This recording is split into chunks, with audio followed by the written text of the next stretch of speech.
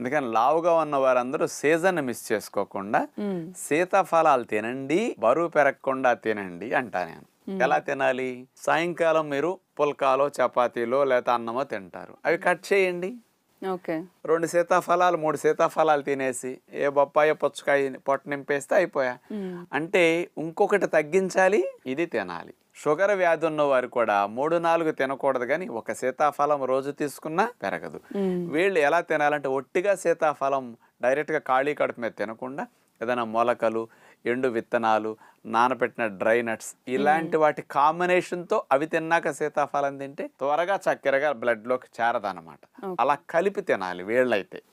ఈత ఒబిసిటీ ఉన్నవారు మాత్రం ఏమి ఇబ్బంది లేదు, ఇంకోటి కట్ చేసేసి తింటే సరిపోతుంది. విన్నారు కదండి, ప్రకృతి అందించిన సీతాఫలాన్ని మన ఆరోగ్యానికి ఉపయోగించుకుని దాని టేస్ట్ని ఆస్వాదించాలంటే గనక డాక్టర్ గారు చెప్పిన పద్ధతిలో తీసుకుంటూ ఆరోగ్యాన్ని మీ సొంతం చేసుకోండి.